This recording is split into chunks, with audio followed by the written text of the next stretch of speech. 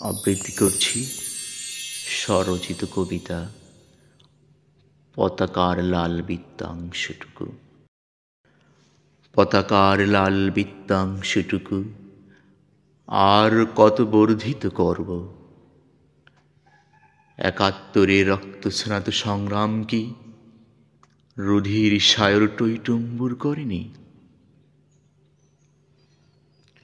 এ মাটিকে আর কত দেহমঞ্জরি সমর্পণ করলে অস্থিমজ্জা, তেল, চর্ম, মাংসের থলি পচে ঘাস, গুল্মলতা, বৃক্ষরাজিকে আরো সবুজ করবে, যা আমাদের উড্ডীন পতাকার বৃহদাংশ। পদ্মা, মেঘনা, যমুনা, ব্রহ্মপুত্র, আড়াইশত শৈবালিনীর অম্বুর বহমান স্রোত বে অফ বেঙ্গলে পতিত হতে আর কত বনের মায়ের বাবার অশ্রুজল নির্গত হয়ে নির্বাক মুখে হাহাকারে পূর্বে গোটা দেশ, যা আমাদের দেহের শিরা উপশিরা। 2 লক্ষ মা বোনের ইজ্জত সম্ভ্রম হানি কি যথেষ্ট নয়?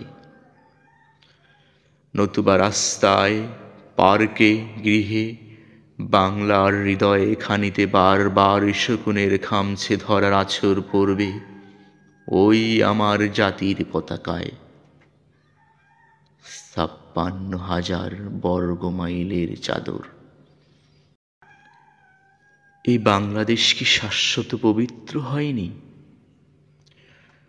নচেৎ লাশের সারি, ভগ্ন স্তূপে আর্তনাদ, বাতাসে পোড়া গন্ধ, টিয়ার শেলের বিদ্ঘুটের ধোঁয়া, ককটেলের কর্কশ নাদ, আর কত বাংলার সমীর আলো ছায়াকে কুলসিত করবে।